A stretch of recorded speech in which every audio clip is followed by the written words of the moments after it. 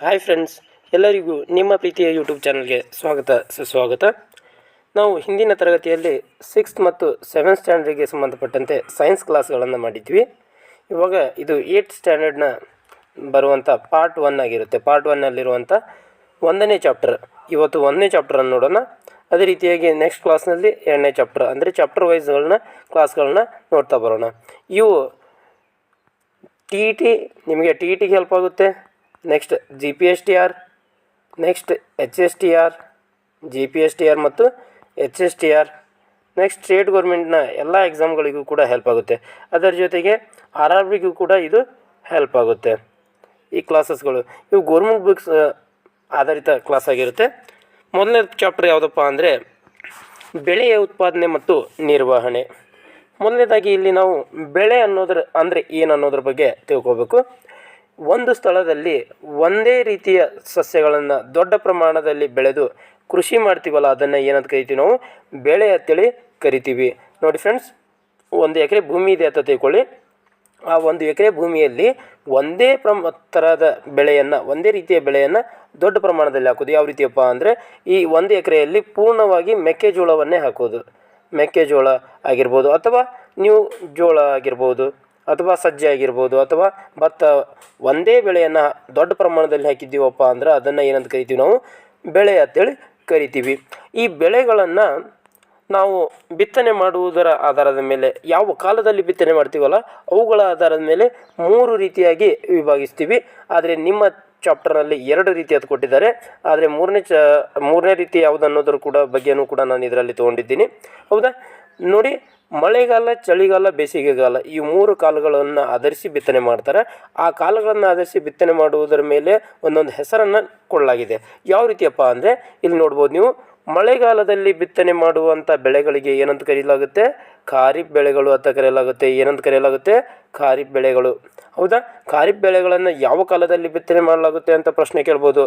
ಅದಕ್ಕೆ ನೀವು ಮಳೆಗಾಲ ಅಂತೇಳಿ ಆನ್ಸರ್ ಮಾಡಬೇಕಾಗುತ್ತೆ. ಇವೆಲ್ಲವೂ ಕೂಡ ಇಂಪಾರ್ಟೆಂಟ್ ಆಗಿರುತ್ತೆ. ನೆಕ್ಸ್ಟ್, ಈ ಮಳೆಗಾಲ, ನಮ್ಮ ಭಾರತ ದೇಶದಲ್ಲಿ ಮಳೆಗಾಲ ಎಲ್ಲಿಂದ ಎಲ್ಲಿ ತನಕ ಇರುತ್ತೆ ಅಂದರೆ ಜೂನ್ನಿಂದ ಸೆಪ್ಟೆಂಬರ್ವರೆಗೆ ಇರುತ್ತೆ. ಮಳೆಗಾಲದ ಕಾಲಾವಧಿ ಏನು?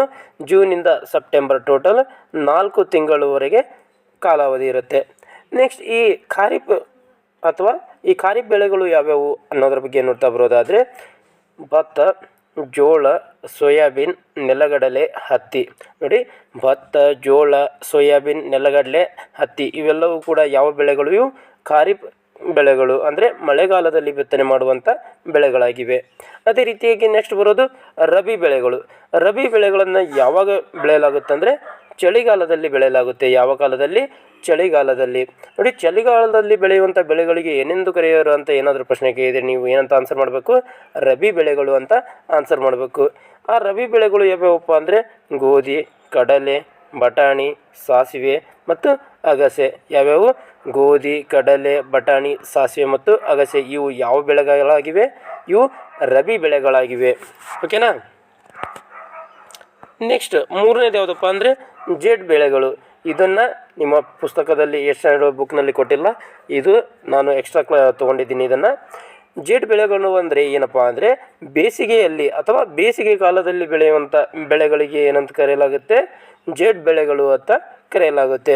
ಆ ಟೈಮ್ನಲ್ಲಿ, ಜೇಡ್ ಬೆಳೆಗಳ ಟೈಮ್ನಲ್ಲಿ ಅಥವಾ ಬೇಸಿಗೆ ಕಾಲದಲ್ಲಿ ಯಾವ್ಯಾವ ಬೆಳೆಗಳನ್ನು ಬೆಳೆಯಲಾಗುತ್ತೆ ಅಂದರೆ ದ್ವಿದಳ ಧಾನ್ಯಗಳನ್ನು ಬೆಳೆಯಲಾಗುತ್ತೆ, ತರಕಾರಿಗಳನ್ನು ಬೆಳೆಯಲಾಗುತ್ತೆ, ಅದರ ಜೊತೆಗೆ ಕಲ್ಲಂಗಡಿಗಳನ್ನು ಬೆಳೆಯಲಾಗುತ್ತೆ. ಕಲ್ಲಂಗಡಿ.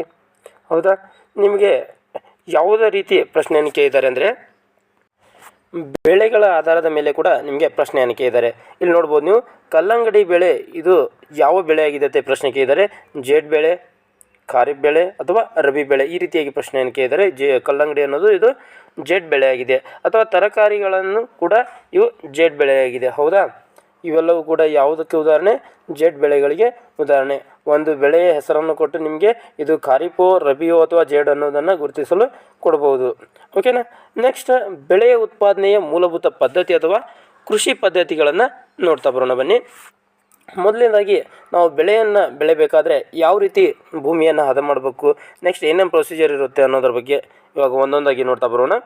ಮೊದಲನೇದಾಗಿ ಮಣ್ಣನ್ನು ಹದಗೊಳಿಸುವಿಕೆ. ನಾವೇನು ಮಾಡಬೇಕು?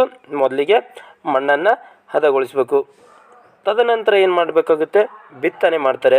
ಬಿತ್ತನೆ ಮಾಡಿದ ನಂತರ ಸಾವಯವ ಅಥವಾ ರಸಗೊಬ್ಬರಗಳನ್ನು ಏನು ಮಾಡ್ತಾರೆ, ಸೇರಿಸ್ತಾರೆ, ಮಣ್ಣಿಗೆ ಸೇರಿಸ್ತಾರೆ. ನೆಕ್ಸ್ಟ್ ನೀರಾವರಿ ಅಂದರೆ ನೀರನ್ನು ಬೆಳೆಗಳಿಗೆ ಹಾಯಿಸೋದು. ನೆಕ್ಸ್ಟ್ ಬೆಳೆಗಳನ್ನು ಕಳೆಗಳಿಂದ ರಕ್ಷಣೆ ಮಾಡುವುದು. ನೆಕ್ಸ್ಟ್ ಬೆಳೆಯು ಒಂದು ಹಂತಕ್ಕೆ ಪಕ್ವವಾದ ನಂತರ ಅದನ್ನು ಕೊಯ್ಲು ಮಾಡುವುದು.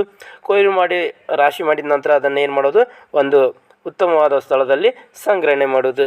ಈ 7 ಪ್ರಕ್ರಿಯೆಗಳು ಇವೇನು ಕೃಷಿ ಪದ್ಧತಿಗಳಾಗಿವೆ. ಹೌದಾ. ನೆಕ್ಸ್ಟ್ ಉಳುಮೆ ಮಾಡುವುದು ಅಂದರೆ ಏನಪ್ಪ ಅಂದರೆ ಮಣ್ಣನ್ನು ತಿರುವಿ ಹಾಕಿ ಸಡಿಲಗೊಳಿಸುವಂಥ ಪ್ರಕ್ರಿಯೆ ಏನಿದೆಯಲ್ಲ ಅದನ್ನು ಉಳುಮೆ ಮಾಡುವುದು ಅಂತ ಕರಿತೀವಿ. ಮಣ್ಣನ್ನು ಮೊದಲು ಏನು ಮಾಡಲಾಗುತ್ತೆ, ತಿರುವಿ ಹಾಕಿ ಸಡಿಲಗೊಳಿಸಲಾಗುತ್ತೆ. ಸಡಿಲ ಯಾಕೆ ಗೊಳಿಸ್ತಾರಪ್ಪ ಅಂದರೆ ಈಗ ಒಂದು ಬೆಳೆ ಬೆಳೀತಾ ಇದೆಯಪ್ಪ ಅಂದರೆ ಅದು ಭೂಮಿಯ ಒಳಗೆ ಮಣ್ಣಿನ ಒಳಗೆ ಅದರ ಬೇರುಗಳು ಏನಾಗಲಿ ಆಳದವರೆಗೆ ಹೋಗಲಿ, ಆಗೋಸ್ಕರ ಏನು ಮಾಡಲಾಗುತ್ತೆ, ಮಣ್ಣನ್ನು ಸಡಿಲಗೊಳಿಸಲಾಗುತ್ತೆ. ಹೌದಾ. ಆ ಪ್ರಕ್ರಿಯೆಯನ್ನು ಉಳುಮೆ ಮಾಡುವುದು ಅಂತ ಕರಿತೀವಿ. ಈ ಉಳುಮೆ ಮಾಡುವುದನ್ನು ಯಾವ ಒಂದು ಸಾಧನವನ್ನು ಬಳಸಿ ಮಾಡಲಾಗುತ್ತೆ ಅಂದರೆ ನೇಗಿಲನ್ನು ಬಳಸಿ ಮಾಡಲಾಗುತ್ತೆ. ಏನನ್ನು ಬಳಸಿ ಮಾಡಲಾಗುತ್ತೆ, ನೇಗಿಲನ್ನು ಬಳಸಿ ಮಾಡಲಾಗುತ್ತೆ. ನೆಕ್ಸ್ಟ್ ಮಣ್ಣನ್ನು ಮಟ್ಟ ಮಾಡುವಂಥ ಒಂದು ಉಪಕರಣ ಯಾವುದಪ್ಪ ಅಂದರೆ ಲೆವೆಲ್ಲರ್. ಯಾವುದು, ಲೆವೆಲ್ಲರ್ ಎಂಬ ಉಪಕರಣದಿಂದ ಮಣ್ಣನ್ನು ಏನು ಮಾಡಲಾಗುತ್ತೆ, ಮಟ್ಟ ಮಾಡಲಾಗುತ್ತೆ. ಓಕೆನಾ. ಈಗ ಕೆಲವೊಂದಿಷ್ಟು ಕೃಷಿ ಉಪಕರಣಗಳನ್ನು ನೋಡ್ತಾ ಬರೋಣ. ಮೊದಲನೇದಾಗಿ ನೇಗಿಲು. ಯಾವುದು, ನೇಗಿಲು. ನೋಡಿ, ರೈತರ ಮಕ್ಕಳು ಇತ್ತರಪ್ಪ ಅಂದರೆ ನಿಮಗೆ ಆಲ್ಮೋಸ್ಟ್ ನೇಗಿಲು ಅಂದರೆ ಏನು ಅನ್ನೋದ್ರ ಬಗ್ಗೆ ಗೊತ್ತಿರುತ್ತೆ. ಉಳಿದವರು ಕೆಲವೊಂದಿಷ್ಟು ಜನ ಸಿಟಿಯಲ್ಲಿರೋರಿಗೆ ಇದರ ಬಗ್ಗೆ ಐಡಿಯಾ ಇರೋಲ್ಲ. ಅದನ್ನು ನಾನು ಹೇಳ್ಕೊಡ್ತೀನಿ ಬನ್ನಿ. ಈ ನೇಗಿಲನ್ನು ಮೊದಲಿಗೆ ಎಲ್ಲಿ ಉಪಯೋಗ ಮಾಡ್ತಾರೆ, ಎದಕ್ಕೆ ಉಪಯೋಗ ಮಾಡ್ತಾರಪ್ಪ ಅಂದರೆ ಮಣ್ಣನ್ನು ಉಳುಮೆ ಮಾಡಲು ಉಪಯೋಗಿಸ್ತಾರೆ. ಯಾವುದನ್ನು, ನೇಗಿಲನ್ನು. ನೆಕ್ಸ್ಟ್ ಬೆಳೆಗೆ ಗೊಬ್ಬರ ಹಾಕಲು ಈ ನೇಗಿಲನ್ನು ಬಳಸ್ತಾರೆ. ನೆಕ್ಸ್ಟ್ ಕಳೆಗಳನ್ನು ತೆಗೆಯಲು ಸಹ ಈ ನೇಗಿಲನ್ನು ಬಳಸ್ತಾರೆ. ನೀವು ಇಲ್ಲಿ ಚಿತ್ರದಲ್ಲಿ ನೋಡ್ಬೋದು, ಇದು ನೇಗಿಲಿನ ಚಿತ್ರ. ಯಾವ ಚಿತ್ರ ಇದು, ಇದು ಒಂದು ನೇಗಿಲಿನ ಚಿತ್ರ. ಈ ನೇಗಿಲನ್ನು ಏನು ಮಾಡಲಾಗಿದೆ, ಇಲ್ಲಿ ನೊಗಕ್ಕೆ ಸೇರಿಸಿ ಎತ್ತುಗಳನ್ನು ಜೋಡಿಸಿ ಈ ರೀತಿಯಾಗಿ ಉಳುಮೆಯನ್ನು ಮಾಡಲಾಗುತ್ತೆ. ಇಲ್ಲಿ ನೋಡಿ, ಈ ಕೆಳಭಾಗದಲ್ಲಿದೆಯಲ್ಲ ಇದನ್ನು ನೇಗಿಲಿನ ಕುಳ ಅಂತೇಳಿ ಕರೆಯಲಾಗುತ್ತೆ. ನೆಕ್ಸ್ಟ್ ಇದು ಇದೆಯಲ್ಲ ಇದನ್ನು ಈಚು ಅಂತೇಳಿ ಕರೆಯಲಾಗುತ್ತೆ. ನೆಕ್ಸ್ಟ್ ಇಲ್ಲಿದೆಯಲ್ಲ ಇದು ಏನಪ್ಪ ಅಂದರೆ ಇದು ನೊಗ. ಎತ್ತಿನ ಮೇಲೆ ನೆಟ್ಟಿದ್ದಾರೆ ಇದನ್ನು ಏನಂತ ಕರೆಯಲಾಗುತ್ತೆ, ನೊಗ ಅಂತೇಳಿ ಕರೆಯಲಾಗುತ್ತೆ. ಈ ನೇಗಿಲನ್ನು ನೊಗಕ್ಕೆ ಕಟ್ಟಿ ಎತ್ತುಗಳಿಂದ ಎಳೆಯಲಾಗುತ್ತೆ. ಹೌದಾ. ನೆಕ್ಸ್ಟ್ ಈ ನೇಗಿಲನ್ನು ಮಣ್ಣನ್ನು ಪುಡಿ ಮಾಡಲು ಸಹ ಬಳಸ್ತಾರೆ. ಎರಡನೇ ಉಪಕರಣ ಯಾವುದಪ್ಪ ಅಂದರೆ ಎಡೆಕುಂಟೆ. ಯಾವುದು, ಎಡೆಕುಂಟೆ. ಈ ಎಡೆಕುಂಟೆಯನ್ನು ಯಾವುದಕ್ಕೆ ಬಳಸ್ತೀವಪ್ಪ ಅಂದರೆ ಕಳೆಗಳನ್ನು ತೆಗೆಯಲು ಬಳಸ್ತೀವಿ. ನೆಕ್ಸ್ಟ್ ಮಣ್ಣನ್ನು ಸಡಿಲಗೊಳಿಸಲು ಬಳಸ್ತೀವಿ. ಇಲ್ಲಿದೆ ನೋಡಿ ಈ ಚಿತ್ರದಲ್ಲಿ, ಇದು ಏನಪ್ಪ ಅಂದರೆ ಎಡೆಕುಂಟೆ. ಏನಿದು, ಎಡೆಕುಂಟೆ. ನೋಡಿ, ಇಲ್ಲಿ ಬಾಗಿದ ತಟ್ಟೆ ಆಕಾರದಲ್ಲಿ ಒಂದು ಇದು ಇರುತ್ತೆ. ನೆಕ್ಸ್ಟ್ ಒಂದು ಸರಳು ಇರುತ್ತೆ, ನೊಗ ಇರುತ್ತೆ, ಹಿಡಿಕೆ ಇರುತ್ತೆ, ಮತ್ತು ಇಲ್ಲಿ ಕೈ ಹಿಡಿಕೆ ಕೂಡ ಇರುತ್ತೆ. ಇದು ಎಡೆಕುಂಟೆ ಒಳಗೊಂಡಿರುವಂಥ ಒಂದು ಪಾರ್ಟ್ಸ್ಗಳು. ಓಕೆನಾ. ನೆಕ್ಸ್ಟ್ ಬರೋದು ಕಲ್ಟಿವೇಟರ್. ಕಲ್ಟಿವೇಟರ್ನ ಯಾವುದಕ್ಕೆ ಬಳಸ್ತೀವಪ್ಪ ಅಂದರೆ ಉಳುಮೆಯನ್ನು ಮಾಡಲು ಕಲ್ಟಿವೇಟರನ್ನು ಬಳಸ್ತೀವಿ. ನೆಕ್ಸ್ಟ್ ಬರೋದು ಯಾವುದು, ಕೂರಿಗೆ.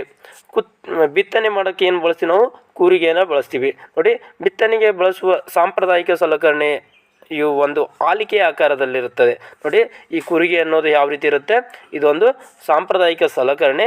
ಇದು ಆಲಿಕೆಯ ಆಕಾರವನ್ನು ಹೊಂದಿರುತ್ತೆ. ಇದನ್ನು ಯಾವುದಕ್ಕೆ ಬಳಸ್ತೀವಿ, ಬಿತ್ತನೆಗೆ ಬಳಸ್ತೀವಿ. ಇಲ್ಲಿ ನೋಡ್ಬೋದು ನೀವು ಆಗಲಿ ಕಲ್ಟಿವೇಟ್ರ್. ಇದು ಕಲ್ಟಿವೇಟ್ರ್. ಇಲ್ಲಿ ನೋಡಿ ಟ್ರ್ಯಾಕ್ಟರ್ ಹಿಂಭಾಗದಲ್ಲಿ ಕಾಣ್ತಾ ಇದೆಯಲ್ಲ, ಇದು ಕಲ್ಟಿವೇಟ್ರು. ನೆಕ್ಸ್ಟ್ ಇದು ಸಾಂಪ್ರದಾಯಿಕ ಬಿತ್ತನೆಯ ಒಂದು ಕೂರಿಗೆ. ಇಲ್ಲಿ ನೀವು ನೋಡ್ಬೋದು ಆಲಿಕೆಯ ಆಕಾರವನ್ನು ಹೊಂದಿರುವಂಥದ್ದು. ನೆಕ್ಸ್ಟ್ ಇಲ್ಲಿರೋದು ಒಂದು ಯಾಂತ್ರಿಕ ಕೂರಿಗೆ. ಇದು ಯಾವ ಕೂರಿಗೆ, ಇದು ಯಾಂತ್ರಿಕ ಕೂರಿಗೆಯಾಗಿದೆ. ಇದನ್ನು ಕೂಡ ಬಿತ್ತನೆಗೆ ಬಳಸಲಾಗುತ್ತೆ. ಇದು ಸಾಂಪ್ರದಾಯಿಕ, ಇದು ಯಾಂತ್ರಿಕ. ನೆಕ್ಸ್ಟ್ ಗೊಬ್ಬರಗಳು ನಾವು ನೋಡ್ಬೋದು. ನೋಡಿ, ನಾವು ಬೆಳೆಯನ್ನು ಬೆಳೆದ ನಂತರ ಅವುಗಳಿಗೆ ಚೆನ್ನಾಗಿ ಬೆಳೆಯಲು ಏನು ಹಾಕ್ತೀವಿ, ಗೊಬ್ಬರವನ್ನು ಸೇರಿಸ್ತೀವಿ.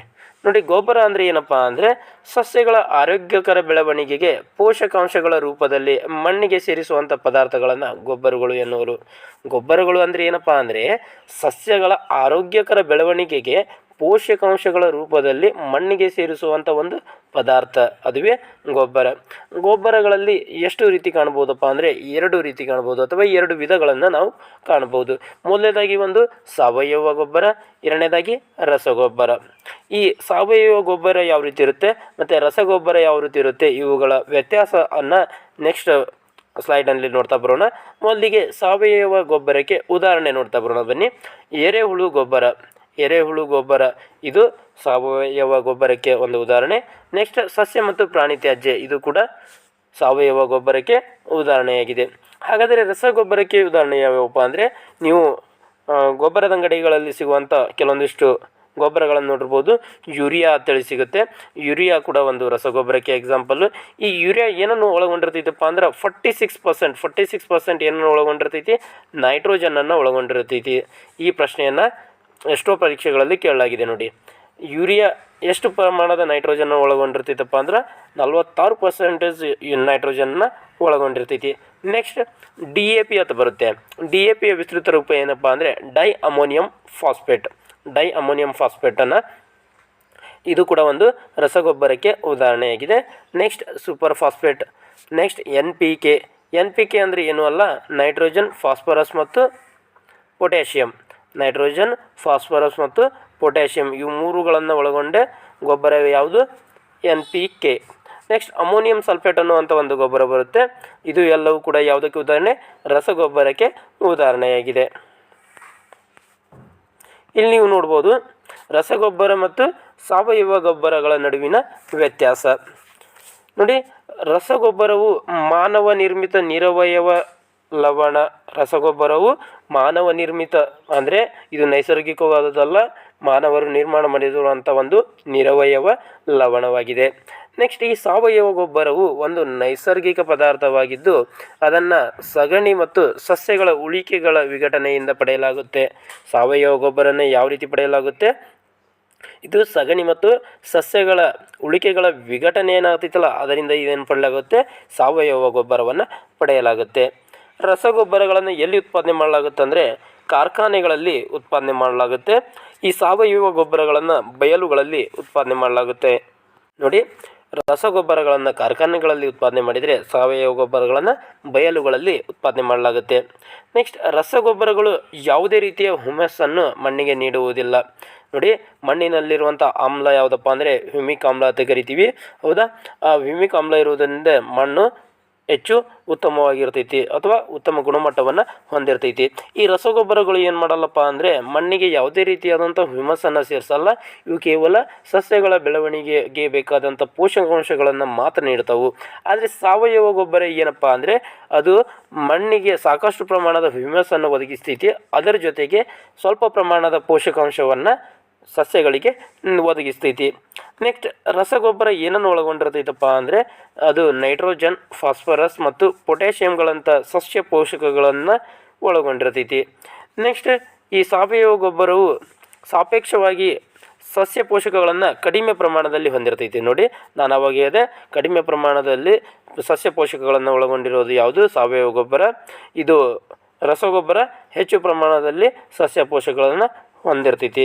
ಆ ಸಸ್ಯ ಪೋಷಕಗಳು ಯಾವ್ಯಾವಪ್ಪ ಅಂದರೆ ರಸಗೊಬ್ಬರದಲ್ಲಿ ನೈಟ್ರೋಜನ್ ಇರ್ತೈತಿ, ಫಾಸ್ಫರಸ್ ಇರ್ತೈತಿ, ಪೊಟ್ಯಾಷಿಯಂ ಇರ್ತೈತಿ, ಹೌದಾ. ಇವು ಹೆಚ್ಚು ಸಮೃದ್ಧವಾಗಿರುವಂಥ ಸಸ್ಯ ಪೋಷಕಗಳು ಯಾವುದರಲ್ಲಿರ್ತಾವೆ, ರಸಗೊಬ್ಬರಗಳಲ್ಲಿ. ಓಕೆನಾ. ಇವೆರಡರ ಡಿಫ್ರೆನ್ಸ್ ನೋಡಿದ್ರೆ ಇದು ಇಂಪಾರ್ಟೆಂಟ್ ಕ್ವಶನ್ ಆಗುತ್ತೆ, ನಿಮಗೆ GPSTRಗೆ ಕೇಳುವಂಥ ಸಾಧ್ಯತೆ ಇರುತ್ತೆ. ನೆಕ್ಸ್ಟ್ ವಾತಾವರಣದ ನೈಟ್ರೋಜನ್ನ ಸ್ಥಿರೀಕರಿಸುವಂಥ ಬ್ಯಾಕ್ಟೀರಿಯಾ ನೋಡಿ. ವಾತಾವರಣದಲ್ಲಿ ಶೇಕಡ 78% ಏನೈತಿ, ನೈಟ್ರೋಜನ್ ಐತಿ. ಈ ನೈಟ್ರೋಜನ್ ಸಸ್ಯಗಳಿಗೆ ವೆರಿ ಇಂಪಾರ್ಟೆಂಟ್ ಅಂದರೆ ಬಹಳ ಉಪಯುಕ್ತವಾದದ್ದು. ಆದರೆ ನೇರವಾಗಿ ಸಸ್ಯಗಳು ನೈಟ್ರೋಜನ್ನ ಬಳಸಿಕೊಳ್ಳುವುದಲ್ಲ. ಅವು ಯಾವ ರೀತಿಯಪ್ಪ ಅಂದ್ರೆ ನೈಟ್ರೋಜನ್ನ ಸ್ಥಿರೀಕರಿಸುವಂಥ ಕೆಲವೊಂದಿಷ್ಟು ಬ್ಯಾಕ್ಟೀರಿಯಾ ಇರ್ತವೆ. ಅವು ನೈಟ್ರೋಜನ್ನ ಸ್ಥಿರೀಕರಿಸಿ ನೈಟ್ರೇಟ್ಗಳಾಗಿ ಪರಿವರ್ತಿಸ್ತೈತಿ, ಹೌದಾ. ಆ ಯಾವ ಬ್ಯಾಕ್ಟೀರಿಯಾಗಳು ಪರಿವರ್ತಿಸ್ತಾವಪ್ಪ ಅಂದರೆ ಒಂದು ರೈಜೋಬಿಯಮ್ ಅನ್ನುವಂಥ ಬ್ಯಾಕ್ಟೀರಿಯಾ ಬರ್ತೈತಿ. ಯಾವುದು, ರೈಜೋಬಿಯಮ್. ಇನ್ನೊಂದು ಸಯನೋಬ್ಯಾಕ್ಟೀರಿಯಾ ನೋಡಿ. ಇವೆರಡು ಬ್ಯಾಕ್ಟೀರಿಯಾಗಳು ನೈಟ್ರೋಜನನ್ನು ಸ್ಥಿರೀಕರಿಸುವಂಥ ಬ್ಯಾಕ್ಟೀರಿಯಾಗಳು. ಈ ಸೈನೋಬ್ಯಾಕ್ಟೀರಿಯಾಕ್ಕೆ ಇನ್ನೊಂದು ಹೆಸರು ಏನಪ್ಪ ಅಂದರೆ ನೀಲಿ ಹಸಿರು ಶೈವಲ. ಏನು, ನೀಲಿ ಹಸಿರು ಶೈವಲ. ನೆಕ್ಸ್ಟ್ ಈ ಸಾವಯವ ಗೊಬ್ಬರದ ಅನುಕೂಲತೆಗಳನ್ನು ನೋಡ್ತಾ ಬರೋಣ ಬನ್ನಿ. ಈ ಸಾವಯವ ಗೊಬ್ಬರದ ಅನುಕೂಲತೆಗಳನ್ನು ನೋಡ್ತಾ ಬರೋದಾದರೆ, ಈ ಸಾವಯವ ಗೊಬ್ಬರಗಳು ನೀರನ್ನು ಹಿಡಿದಿಡುವ ಮಣ್ಣಿನ ಸಾಮರ್ಥ್ಯವನ್ನು ಏನು ಮಾಡ್ತಾವೆ, ಹೆಚ್ಚಿಸ್ತವೆ. ಅಂದರೆ ಸಾವಯವ ಗೊಬ್ಬರಗಳು ಏನು ಮಾಡ್ತಾವೆ, ಮಣ್ಣಿನಲ್ಲಿ ನೀರನ್ನು ಹಿಡಿದಿಟ್ಟುಕೊಳ್ಳುವಂಥ ಸಾಮರ್ಥ್ಯವನ್ನು ಹೆಚ್ಚಿಸ್ತವೆ. ನೆಕ್ಸ್ಟ್ ಇದು ಮಣ್ಣನ್ನು ಏನಾಗಿಸ್ತೈತಿ, ರಂಧ್ರಯುಕ್ತವಾಗಿಸ್ತೈತಿ. ಯಾವುದು, ಸಾವಯವ ಗೊಬ್ಬರ. ಇದರಿಂದ ಅನಿಲಗಳ ವಿನಿಮಯವು ಸುಲಭವಾಗುತ್ತದೆ. ಮಣ್ಣು ರಂಧ್ರಮಯವಾಯಿತಪ್ಪ ಅಂದ್ರೆ ಅನಿಲಗಳ ವಿನಿಮಯ ಏನಾಗುತ್ತೆ, ಸುಲಭವಾಗ್ತೈತಿ. ಇದು ಯಾವುದರಿಂದ ಸಾಧ್ಯ, ಸಾವಯವ ಗೊಬ್ಬರದಿಂದ ಸಾಧ್ಯವಾಗುತ್ತೆ. ನೆಕ್ಸ್ಟ್ ಇದು ಉಪಯುಕ್ತ ಸೂಕ್ಷ್ಮಜೀವಿಗಳ ಸಂಖ್ಯೆಯನ್ನು ಹೆಚ್ಚಿಸುತ್ತದೆ. ಇದು ಮಣ್ಣಿನಲ್ಲಿ ಏನು ಮಾಡುತ್ತೆ, ಸಾವಯವ ಗೊಬ್ಬರ ಉಪಯುಕ್ತ ಅಂದರೆ ಸಸ್ಯಗಳಿಗೆ ಯಾವ ಉಪಯುಕ್ತ ಅದಾವಲ್ಲ ಸೂಕ್ಷ್ಮಜೀವಿಗಳು, ಅಂಥ ಸೂಕ್ಷ್ಮಜೀವಿಗಳ ಸಂಖ್ಯೆಯನ್ನು ಏನು ಮಾಡ್ತೈತಿ, ಇನ್ಕ್ರೀಸ್ ಮಾಡ್ತೈತಿ. ನೆಕ್ಸ್ಟ್ ಮಣ್ಣಿನ ಸಂರಚನೆಯನ್ನು ಸುಧಾರಿಸುತ್ತದೆ. ಮಣ್ಣಿನ ಸಂರಚನೆಯನ್ನು ಸುಧಾರಿಸುವಂಥ ಗೊಬ್ಬರ ಯಾವುದು, ಸಾವಯವ ಗೊಬ್ಬರ. ಯಾವ ಗೊಬ್ಬರ, ಸಾವಯವ ಗೊಬ್ಬರ. ಓಕೆನಾ. ನೆಕ್ಸ್ಟ್ ನೀರಾವರಿ, ಇದನ್ನು ಇಂಗ್ಲೀಷ್ನಲ್ಲಿ ಇರಿಗೇಷನ್ ಅಂತ ಕರಿತೀವಿ.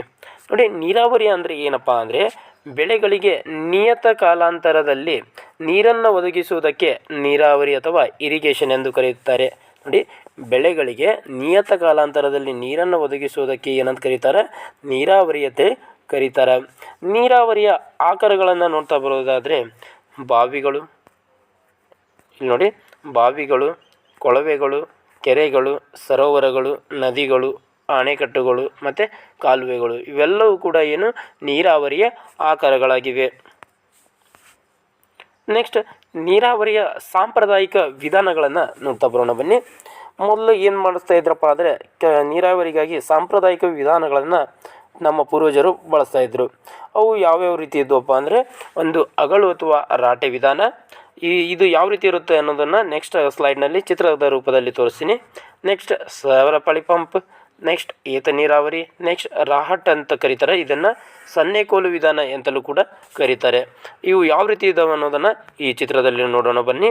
ಇಲ್ಲಿ ನೀವು ನೋಡ್ಬೋದು, ಮೊದಲನೇದಾಗಿ ಅಗಳು ವಿಧಾನ. ಇದು ಒಂದು ಸಾಂಪ್ರದಾಯಿಕ ವಿಧಾನ. ನೋಡಿ, ಏನು ಮಾಡಲಾಗಿದೆ, ಬಾವಿಯಿಂದ ಒಂದು ಕೊಡ ಅಥವಾ ಒಂದು ಕೊಡವನ್ನು ಕಟ್ಟಿ ಹಗ್ಗವನ್ನು ಎಳೆಯುವುದರ ಮೂಲಕ ನೀರನ್ನು ತೆಗೆದು ನೀರಾವರಿಯ ಪ್ರಕ್ರಿಯೆಯನ್ನು ನಡೆಸ್ತಾ ಇದ್ದಾರೆ. ಇದು ಅಗಳು ವಿಧಾನ.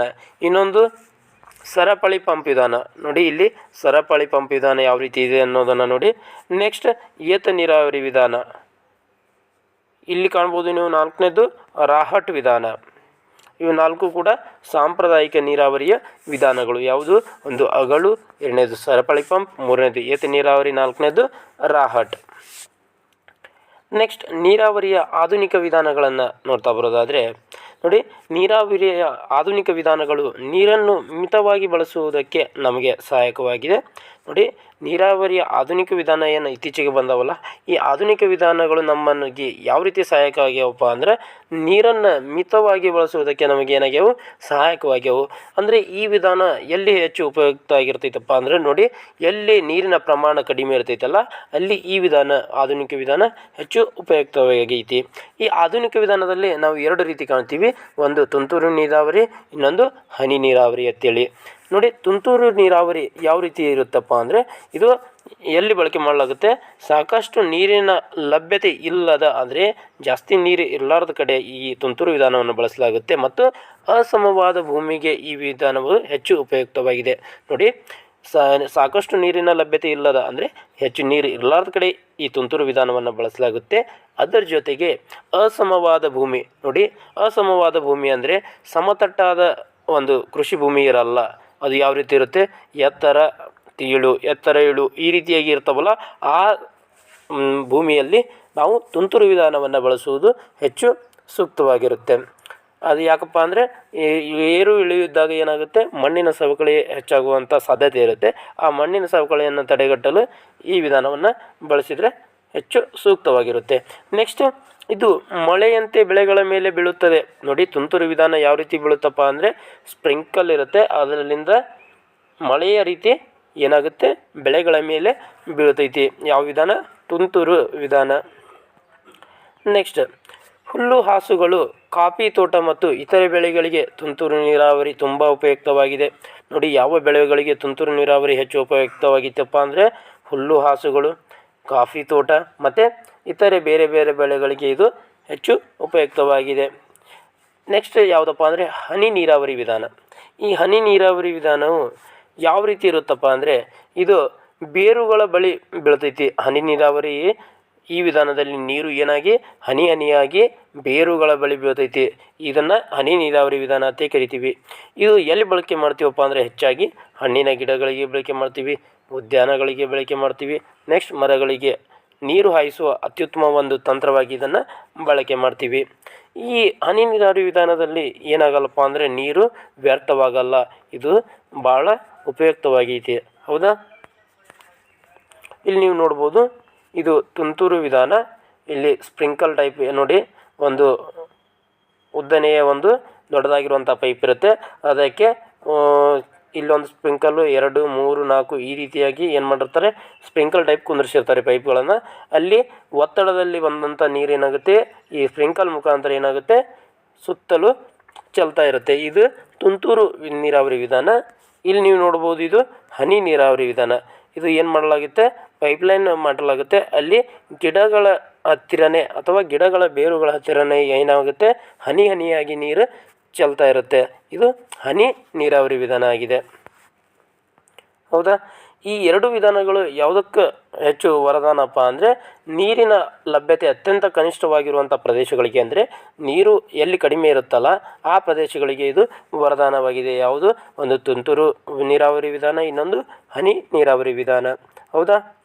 ನೆಕ್ಸ್ಟ್ ಕಳೆಗಳಿಂದ ರಕ್ಷಣೆ. ನೋಡಿ, ನಾವು ಬೆಳೆಗಳು ಅತ್ಯುತ್ತಮವಾಗಿ ಬೆಳಿಬೇಕಪ್ಪ ಅಂದರೆ ನಾವು ಕಳೆಗಳಿಂದ ರಕ್ಷಣೆಯನ್ನು, ಸಸ್ಯಗಳಿಗೆ ರಕ್ಷಣೆಯನ್ನು ನೀಡಲೇಬೇಕಾಗುತ್ತೆ. ಅದನ್ನು ಯಾವ ರೀತಿ ರಕ್ಷಣೆ ನೀಡಬೇಕು ಮತ್ತು ಕಳೆಗಳು ಅಂದರೆ ಏನು ಅನ್ನೋದನ್ನ ಬಗ್ಗೆ ನೋಡ್ತಾ ಬರೋಣ ಬನ್ನಿ. ಒಂದು ಜಮೀನಿನಲ್ಲಿ ಬೆಳೆಯ ಜೊತೆಗೆ ಅನೇಕ ಅನಪೇಕ್ಷಿತ ಸಸ್ಯಗಳು ತಾನಾಗಿ ಬೆಳೆಯುತ್ತವೆ. ನೋಡಿ, ಒಂದು ಜಮೀನಿನಲ್ಲಿ ನಾವು ಬೆಳೆಗಳನ್ನು ಹಾಕಿವಪ್ಪ ಅಂದರೆ ಆ ಬೆಳೆಗಳ ಜೊತೆಗೆ ಅನೇಕ ಅನಪೇಕ್ಷಿತ ಅಂದರೆ ಉಪಯೋಗಕ್ಕೆ ಇರಲಾರ್ದಂಥ ಅನಪೇಕ್ಷಿತ ಸಸ್ಯಗಳು ಏನು ಮಾಡ್ತಾವೆ, ತಾನಾಗಿ ಬೆಳೆದಿರ್ತಾವೆ. ಅಂಥ ಅನಪೇಕ್ಷಿತ ಸಸ್ಯಗಳನ್ನು ನಾವು ಏನಂತ ಕರಿತೀವಿ, ಕಳೆಗಳು ಅಂತ ಕರಿತೀವಿ. ಏನಂತ ಕರಿತೀವಿ? ಕಳೆಗಳು. ಈ ಕಳೆಗಳನ್ನು ತೆಗೆದು ಹಾಕುವಂಥ ವಿಧಾನಕ್ಕೆ ಏನಂತ ಕರಿತೀವಿ ಅಂದರೆ ಕಳೆ ಕೀಳುವಿಕೆ ಅಂತ ಕರಿತೀವಿ. ನೋಡಿ, ಕಳೆಗಳನ್ನು ತೆಗೆದು ಹಾಕುವುದಕ್ಕೆ ಕಳೆ ಕೀಳುವಿಕೆ ಅಂತೇಳಿ ಕರಿತೀವಿ. ಈ ಕಳೆ ಕೀಳುವಿಕೆ ಇವು ಇನ್ನು ಕಾಲಕ್ಕೆ ಏನು ಮಾಡಲಾಗುತ್ತೆ, ಬುಡ ಸಹಿತ ಕಿತ್ತು ಹಾಕ್ತಾರೆ ಅಥವಾ ನೆಲಮಟ್ಟಕ್ಕೆ ಅವುಗಳನ್ನು ಕತ್ತರಿಸಲಾಗುತ್ತೆ. ಹೌದಾ? ನೆಕ್ಸ್ಟ್ ಈ ಕಳೆಗಳನ್ನು ಬುಡ ಸಹಿತ ಕಿತ್ತು ಹಾಕಲು ಯಾಂತ್ರಿಕ ಕೂರಿಗೆಯನ್ನು ಬಳಸಲಾಗುತ್ತೆ. ನೋಡಿ, ಕಳೆಗಳನ್ನು ಬುಡ ಸಹಿತ ಕಿತ್ತು ಹಾಕಲು ಯಾವ ಕೂರಿಗೆಯನ್ನು ಬಳಸಲಾಗುತ್ತೆ ಅಂದರೆ ಯಾಂತ್ರಿಕ ಕೂರಿಗೆಯನ್ನು ಬಳಸಲಾಗುತ್ತೆ. ಮತ್ತು ಈ ಕಳೆನಾಶಕಗಳಂತೆ ಬರ್ತಾವೆ. ಕಳೆಗಳನ್ನು ತೆಗೆದುಹಾಕಲು ಕಳೆನಾಶಕಗಳು ಅಂತ ಬರಿತಾವೆ, ಅಥವಾ ಇದನ್ನು ವಿಡಿಸೈಡ್ಸ್ ಅಂತ ಕರಿತೀವಿ. ನೋಡಿ, ವಿಡಿಸೈಡ್ಸ್ ಎಂದು ಕರೆಯಲ್ಪಡುವ ಕೆಲವು ರಾಸಾಯನಿಕಗಳನ್ನು ಬಳಸುವುದರಿಂದ ಕಳೆಗಳನ್ನು ನಿಯಂತ್ರಿಸಬಹುದು. ನೋಡಿ, ಕೆಲವು ರಾಸಾಯನಿಕಗಳನ್ನು ಸಿಂಪಡಿಸುವುದರಿಂದ ನಾವೇನು ಮಾಡ್ಬೋದು, ಅವುಗಳನ್ನು ಇಲ್ಲವಾಗಿಸಬಹುದು ಅಥವಾ ಕಳೆಗಳನ್ನು ನಾಶಪಡಿಸಬಹುದು. ಆ ವಿಡಿಸೈಡ್ಸ್ಗಳಿಗೆ ಎಕ್ಸಾಂಪಲ್ ನೋಡ್ತಾ ಬರೋದಾದರೆ 2,4-D ಅನ್ನುವಂಥದ್ದು ಒಂದು ಬರುತ್ತೆ.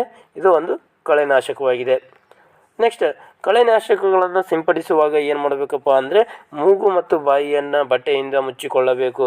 ಯಾಕಪ್ಪ ಅಂದರೆ ಈ ಕಳೆನಾಶಕವನ್ನು ಸಿಂಪಡಿಸುವಾಗಾದರೆ ಅದು ಏನಾಗುತ್ತೆ, ಸಿಂಪಡಿಸುವಾಗ ಅದು ಗಾಳಿಯೊಂದಿಗೆ ಸೇರಿಕೊಂಡು ನಮ್ಮ ಮೂಗಿನ ಮೂಲಕ ಅಥವಾ ಬಾಯಿ ಮೂಲಕ ನಮ್ಮ ದೇಹದೊಳಗೆ ಹೋಯ್ತಪ್ಪ ಅಂದರೆ ನಮಗೆ ನಾನಾ ರೀತಿಯ ಕಾಯಿಲೆ ಬರುವಂಥ ಸಾಧ್ಯತೆ ಇರುತ್ತೆ.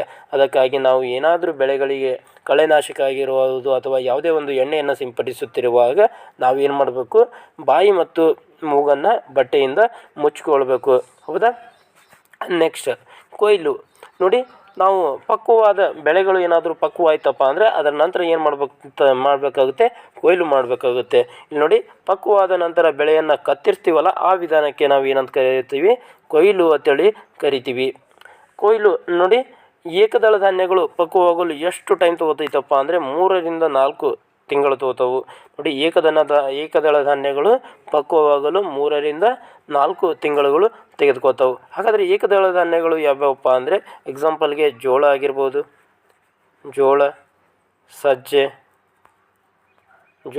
ಸಜ್ಜೆ, ಮೆಕ್ಕೆಜೋಳ ಇವೆಲ್ಲವೂ ಕೂಡ ಏಕದಳ ಧಾನ್ಯಗಳಿಗೆ ಉದಾಹರಣೆಯಾಗಿವೆ. ಹೌದಾ? ನೆಕ್ಸ್ಟ್ ಕೊಯ್ಲಿನ ನಂತರ ಏನು ಮಾಡಲಾಗುತ್ತೆ ಸರ್ ಅಂತ ನೋಡ್ತಾ ಬರೋದಾದರೆ, ಕೊಯ್ಲಿನ ನಂತರ ಹುಲ್ಲುಗಳಿಂದ ಕಾಳುಗಳನ್ನು ಬೇರ್ಪಡಿಸಲಾಗುತ್ತೆ. ಆ ಬೇರ್ಪಡಿಸುವಂಥ ಪ್ರಕ್ರಿಯೆಗೆ ಒಕ್ಕಣೆ ಅಥವಾ ಥ್ರೆಶಿಂಗ್ ಅಂತೇಳಿ ಕರಿತೀವಿ.